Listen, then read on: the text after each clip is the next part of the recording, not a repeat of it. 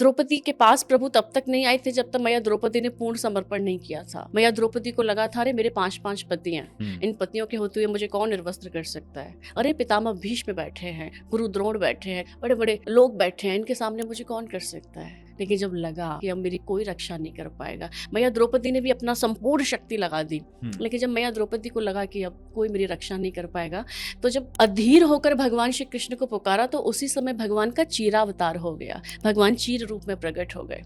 तो भगवान अपने भक्त को बचाने के लिए ना एड़ी चोटी का जोड़ लगा देते हैं, बस आप सरेंडर तो करो। जब तक आप ये सोच के बैठे मैं कर लूंगा, भगवान कहते हैं ठीक है बेटा, वो तब तक आपको व्यवधान नहीं डालेंगे जब तक आपका अपना बल है, आप इस्तेमाल करिए। लेकिन जब आप निर्बल होकर, असहाय होकर जब भगवान को पुकारते हैं, तो भगवान प्रकट होकर आपकी रक्षा करते हैं। वो किसी भी रूप में आएंगे, जरूरी नहीं है कि वो शंख चक्र गदा पद्म लेकर आएंगे।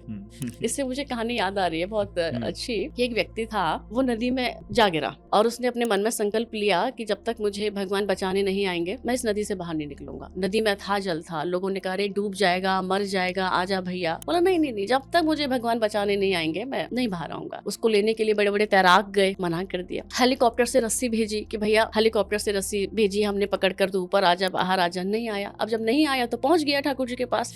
अब तो जाकर बड़ी शिकायत करने लगा, रोने लगा, प्रभु आप बहुत निष्ठुर हैं, देखो हमने इतने विश्वास के साथ आपको पुकारा था कि आप आएंगे, हमारी रक्षा करेंगे, लेकिन आप नहीं आए और हम डूब गए, मर गए, अब आपके पास आ गए। तो भगवान ने उस समय कहा, अबे पागल, वो जो हेलीकॉप्टर से रस्सी भेजी थी ना, वो तेरे बाप ने नहीं भेजी थी, वो मैंने भेजी थी।